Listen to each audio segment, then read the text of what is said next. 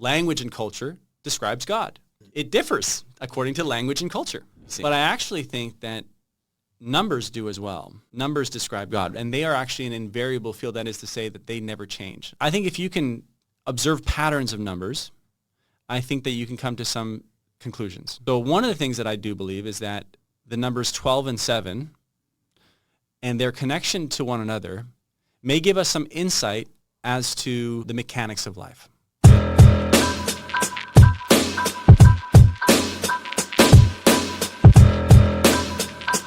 You shared earlier, you talked about, I don't know if it was astrophysics or mechanics with the body and spirituality and God.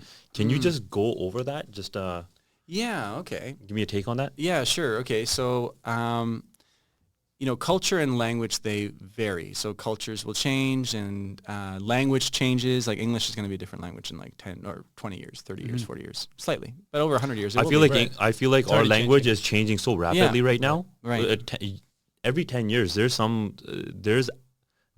dialogue and dialect that's being completely misinterpreted. I misinterpret it all the time whenever I'm talking to teenagers. Yeah. I'm just thinking, what the heck is going on? Yeah. Am I the one that's not up to date, or is the English language just going downhill? It's changing, right? And culture, just like a glacier, you can put a coffee shop on top of a glacier, but come back in 10 years' time, that coffee shop's you're gonna have to move it again, you know what I mean? Because just like a glacier in its periphery is always ever so slightly moving, right? And in the periphery, the language, it's like a glacier. It's always moving. But what never moves is numbers. And numbers are the invariable field. So if you think of our solar system for a second, so we have an invariable field. It's like a line that all of the planets are stuck to. Now they vary in degree according to, differing amounts of degree, right? Mercury being 6 degrees, it's the furthest off. Jupiter, 0.3 degrees off. Earth, 1.6 degrees. Mars, 1.7. So it's all different, right? So when you talk about spirituality, the reason why I bring this up is because I actually think that language and culture describes God. For sure it does. Yep. But it differs according to language and culture, you see. But I actually think that numbers do as well. Numbers describe God, and they are actually an invariable field. That is to say that they never change. So just follow me for a moment. And so I think if you can observe patterns of numbers, I think that you can come to some conclusions. Okay, so let me explain what I mean by that. So one of the things that I do believe is that the numbers 12 and 7 and their connection to one another may give us some insight as to the mechanics of life. Okay, let me share. So have you ever noticed how 12 and 7 seem to have a really strong relationship? Like our calendar, our Gregorian calendar, 12 months and 7 days. Music, if I had a piano right here and I was playing random notes, just random, Right. you wouldn't appreciate it. Right. But the moment I go into something called harmony, which is taking 12 notes and playing them in a circuit of 7, something in your eardrum goes, ooh, I like that.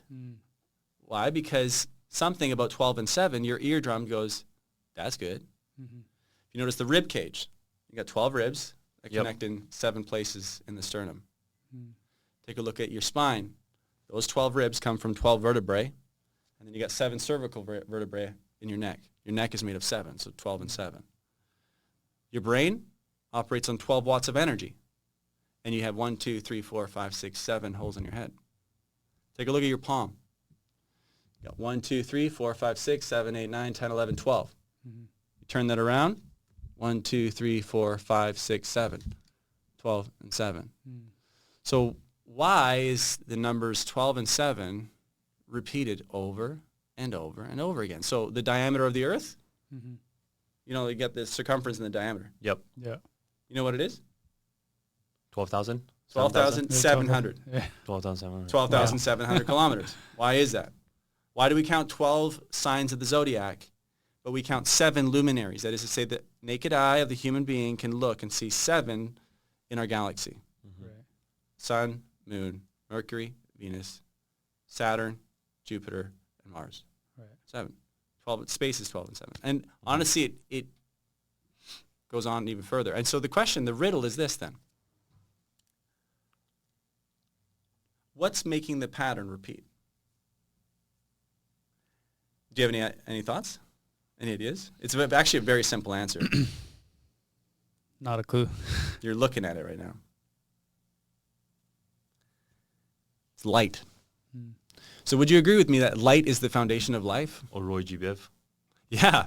Or the spectrum. Yeah, Yeah. the spectrum. Purple, indigo, blue, green, yellow, orange, red, which of course is 7. Right. But would you agree with me that light is the foundation of life? Like in the sense that without Yes. life or without Yeah, light, you don't have life, you see. And here's what's interesting, is light patterns itself according to 12 and 7. So let me explain. You got 7 colors that are firmly bound to the circle, which is 360 degrees. Mhm. Why is it 360 degrees? Why isn't it 400 degrees or 500 degrees?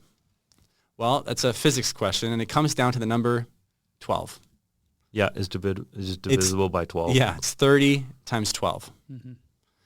And so light orients itself, and the rainbows, when we see the rainbow, we might see a portion of it, we might see half of it, Right. but the rainbow in its fullness is a full circle. Yes, it is. It's governed by pi, 3.14159. Right. And 360 degrees is 12. So you got 12 and 7. And so my theory is this, is that, the Bible and many religions say that God is light. And so you and I, by observing this pattern, we can step back and say, we are fundamentally beings of light. What you're experiencing is the electromagnetic spectrum. What you're experiencing is an electromagnetic frequency. And it's all based on numbers. Language and culture give meaning and description to the numerical experience or the numerical existence. And light is its foundation. And I believe that God is light. In a dark room, if you bring a candle, you'll be gravitated towards the light.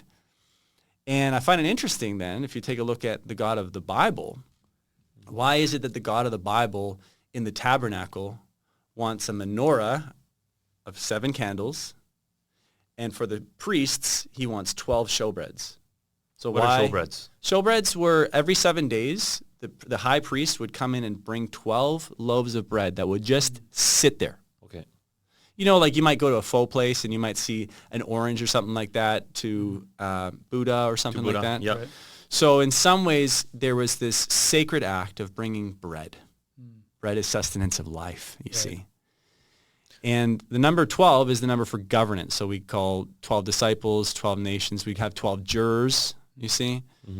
And 12, when you take, and here's also a key into this mosaic, if you will, is this. If you take 12 and you collapse it, anytime that there's wavelength frequencies, like let's say in the ocean, they're coming towards the shore. And those highest distorted waves, they begin to collapse. They reorganize themselves as they get shorter. They go from 12, and here's what happens. When you take a 12 and you break it down, most likely it'll turn to 7, and here's why. 2 and 5, 1 and 6, 3 and 4, you see? You can have groups of full 7s and 5. Why is that important? It's just like in 2 dice. If you have 2 dice and who have 12, most common, the reason why is 7, the reason why it's lucky is because 12, when it collapses, most commonly reorganizes itself to 7. That's why the surfer will say the 7th wave is most commonly the strongest, because it reorganizes itself. 3 times 4 is 12. 3 plus 4 is 7. Right. So you talk about spirituality and what I believe in God, and it's coupled by 2 things. My experience. My experience of just like having had experiences. But then there are sciences, and there's arithmetic that seems to me that points to a creator. Yep. And why would this tent thousands of years ago be of significance? Well, it's significant for many reasons, but one of the reasons to me is because it holds the pattern that everything else does. And religion claims to teach the mechanics of life in the sense that every religion says, give and you shall receive. That's a principle. It's a mechanic of life. You know what I mean? Forgive and you'll be forgiven. Show mercy and you know what I mean? Those are mechanics of life. And so numbers are actually describing the mechanics of life in the sense that they never change. You'll always have 12 ribs to 7. You know what I mean? Yeah. Right. And so when we actually describe it from a numerical sense, I think in some ways it's a language of the divine. And that's what Galileo Galilei said, is that mathematics is the language of the divine. And so coming back to that is that I have formed, I guess, a theology which holds both in tension, that I have this experience, but also I think some good grounds to believe that there is in fact a higher There has power. to be practicality as well. Yeah. Thanks for letting me share that, by the way. I know No sometimes problem. people are like, well, that's a lot of 12s and 7s, but Yeah. I find it interesting, you know, No, that it is it's like the stitching of life. I got a question. Who is... I've never thought of numbers that way, by the way. I've never got that No. into depth Right. with certain numbers. You're gonna be the most popular kid in the next party. He's gonna be sharing all Can this I information. share one All last that. thing with you Please. before I? Yeah. The human body, or let me explain it this way. The human body is formed by numbers as well. You and I have one mind, and the windows to that mind are the eyes. It's interesting to me that you have actually never seen yourself. You've seen your eyes and your nose and your mouth and stuff like that, but the essence of who you are, you've never seen. Yeah. We are unseen. I remember my grandma, her funeral, she had an open casket funeral. There was my grandma Cece. Was she there? Well, her body was, but the part that's actually invisible wasn't, right? And which is, that quote is so true, that the most valuable things in life you can't buy, you can't sell, and it's consciousness. And that thing, of course, has been debated for thousands and thousands of years. What is that consciousness? Now, it's interesting to me that most religions actually describe God as the unseen one, the one who is unseen, the one who is unseen, the Most High. Now, I believe that we're made in the image of God, and I'm sure that you guys do too, that we're made in the image of God, that God took the unseen part of himself and hosted it in this thing that we call the human body. Right. And that is one, and it's unseen. That manifests into eyes, which are, I would say, is almost like the windows to the one, right? It is the most authentic representation of the essence of who you are. Then, and that would represent almost the temple. We actually call this the temple right here, temple of the unseen one. Then what comes is what flows as a throne. 1, 2, 3. Speech is not a system of one, it's a system of three. In the nose, you kind of have a bit of a three, don't you? The throne, where God speaks, where man speaks, where his life is ruled, rulership. Then you have the voice box, which sit on the fourth cervical vertebrae of 7, as I mentioned. 4. Priests, you know, have you ever noticed how they wear a square box right here? Priests do? Yeah, Yeah, priests. where it's the collar. Yeah, exactly. So you got 1, 2, 3, 4. Why do they wear and we call it a voice box, a box. Why? Because it's the 4. Yeah, because it's got 4 sides to it. Yeah, exactly. And it's sitting on the fourth cervical vertebrae. And you can also say this, is that the middle of 7 is the 4. You see that? It's the 4. Have you ever wondered, 4 is the only one that has an axis in it, a cross in it. Because in the middle of the circle is what a cross. At the center of the circle is a cross, 90 degrees cross, right? Right. At the center of the 7, and anything that is in life is circuitry, it's always 7. Days, Monday, Tuesday, Wednesday, Thursday. Colors, purple, indigo, blue. Music, A, B, C, D, F, G. And at the center of it is the 4, which is the cross. Have you ever noticed that before? How at the center of the 7 there's a cross.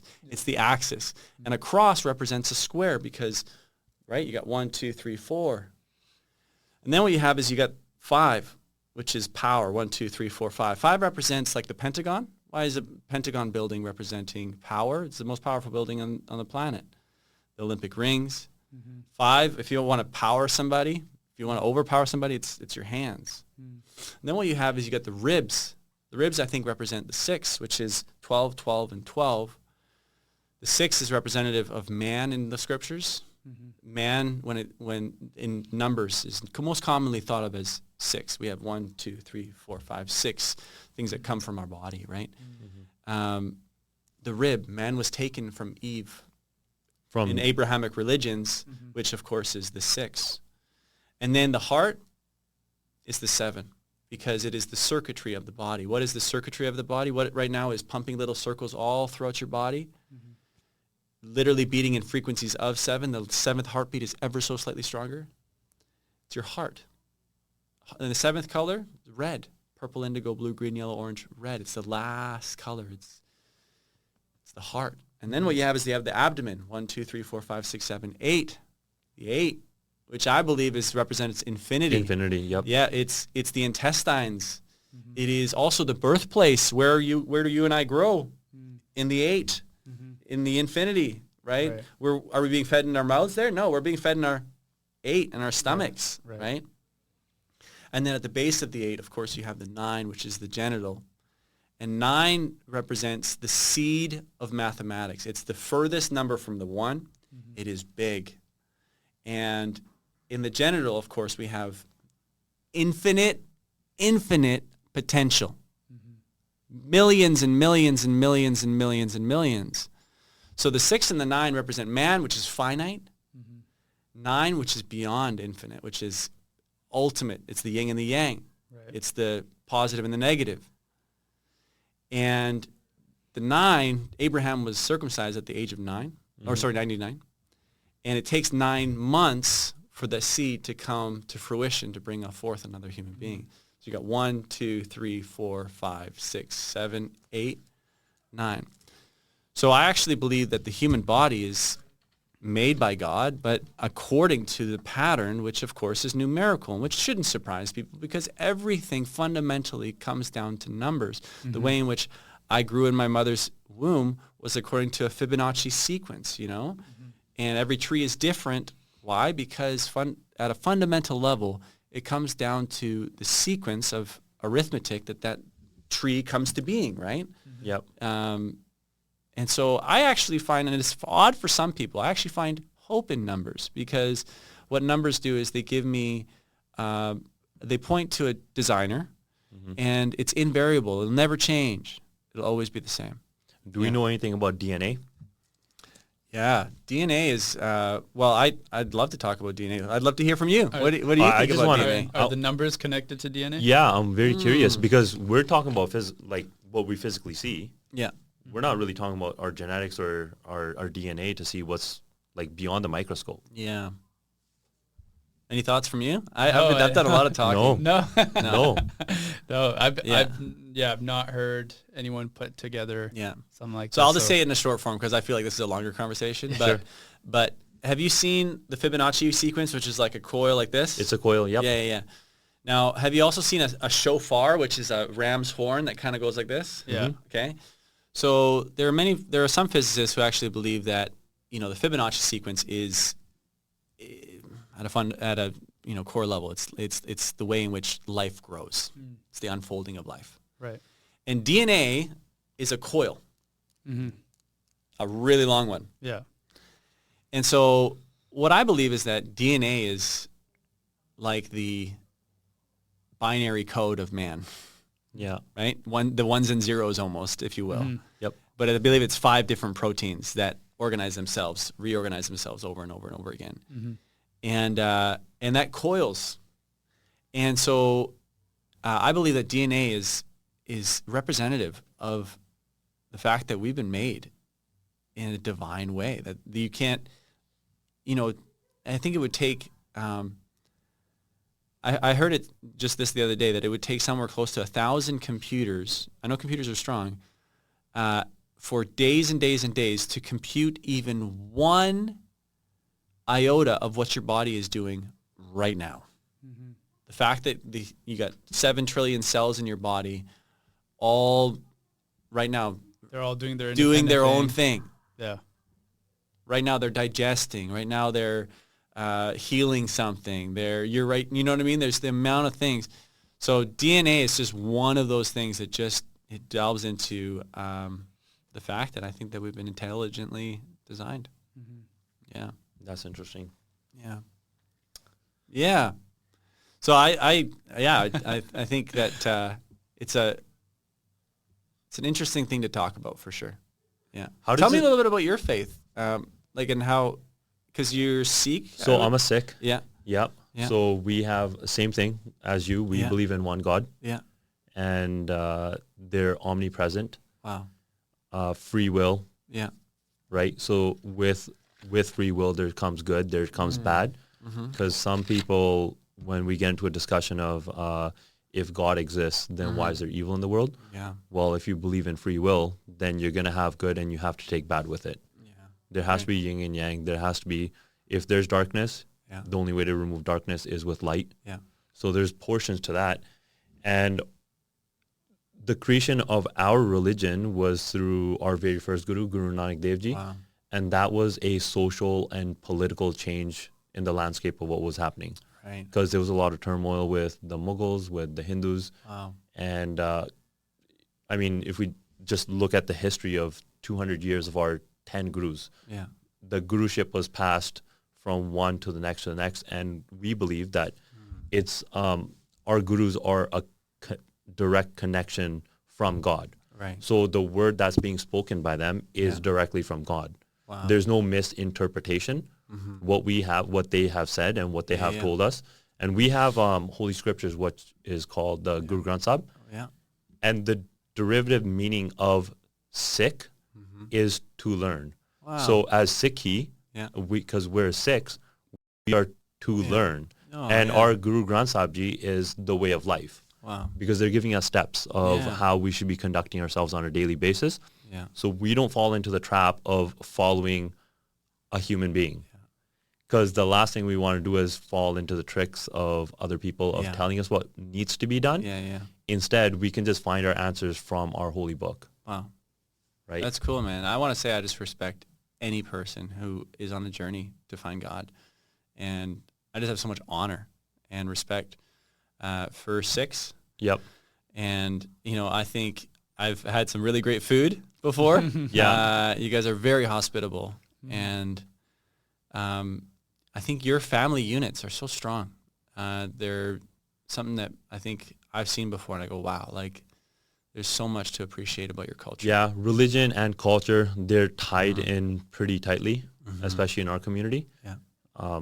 I honestly believe that if you have faith in God, you have faith in family. Yeah. It's always God, family, business. It Yes. always goes in that order for me personally. Yeah. And the way I think about it is there's God's laws, there's man's laws. And if we're living to our highest potential, we're following God's laws, because man's laws are always, they can be interpreted. Yeah. At one point, slavery was allowed. Yeah. It got abolished because why? Because it was wrong. You can't own human beings, right? But God's laws say that everybody is free. So are we following man's laws or God's laws? If we were actually following God's laws at that point, there shouldn't have been any slavery. But people were using that in a way to benefit themselves. Yeah. And it has to come from, I like to employ common sense in a lot of situations, right? Regardless of what the situation is. Like common sense says if somebody is being harmed, you step up and you just take care of what needs to be taken care of. You don't need to think about what's happening in your surrounding areas. Yeah. Just try to figure out how you can help these people. Yeah. Right? So, religion, there's also three main tenets in our religion that we follow. Is we praise God at all times. We earn an honest living. Yeah. And we build equity within our community. Oh, wow. So how do you step out of bounds if your mind is pure, Yeah. your heart is pure by doing the right thing, Yeah. and you're emptying out your pockets to help out your neighbors? Yeah. There's no way of going wrong, Yeah. That's true. right? Wow. That's so respected. It's basic, and it goes back down to common sense. Yeah. I'm thinking it has to be practical. It has to be common sense. Yeah. And if we're just following that, then we should be okay, right? Yeah. And I think faith should be simple. It shouldn't be complicated. It shouldn't be complicated. As fun as it is to talk about science and all those kind of things, and I do like it, obviously. But, knowledge kind of puffs up sometimes, and it doesn't lead to sometimes spiritual growth, actually. Yeah. Have you ever heard of the island of knowledge? I guess it's an illustration, but I want you to imagine all of your knowledge is one island. Everything you've ever learned, every time you've made a mistake, twisted an ankle, all of what you have is on an island. And what surrounds you, the ocean, is the unknown. And then what science is and what living is accruing the unknown onto your island, growing your island, growing your knowledge. But here's the thing. As your island grows, so does the distance that separates you from the very thing that you're after. That is to say, as your island grows, so does the circumference, the distance that separates you from the very thing that you're chasing. And so the philosophical tension is it better to have a smaller island that is rich? You may not know everything. You meet people like that. Kids, they're innocent. And their islands are so rich. Very, very much so, yeah. Their islands are vibrant. And then you meet cognitive scholars who have 3 doctorate degrees. They know everything. Yeah. Massive island. But it's a desert. Yeah. Right? And so knowledge is a beautiful, wonderful thing, but we got to be careful. And that's why, the Adam and Eve story, the fruit of the knowledge of good and evil, it's knowledge that she was after. And when it actually gives us a description of Eve, when she sees the fruit, she says it was good to the eyes. It looked good. Right. It was pleasing to the taste. And last one, and it gives you wisdom. Ooh, you'll know more. Yeah. And so I'm so encouraged when I hang out with my kids, and I actually teach Sunday school in my church because I love being around kids. I was speaking at an elementary school today. 500 kids. Hey, sorry, I don't mean to cut you off. How is your experience with talking to kids? What are you sharing? Because obviously we went into some pretty good details. Yeah, so today, it's a great question. What am I sharing to the thing is that when I speak to elementary schools, I talk a lot about kindness. And I don't really share the plane crash story, actually. In most elementary schools, I don't. I share my story of immigrating here, and I take all of the stories that 35 years of my life of, varying different things that have happened in my life that aren't the plane crash, and I kind of weave it together into about a 45-minute talk to students, really encouraging them to show kindness to one another. Now, today, I actually did bring up the plane crash story, but I gave like a G version of it. You know what I mean? Not Didn't as much detail. No, I'm not. Because you know what happened one time is that I was actually speaking.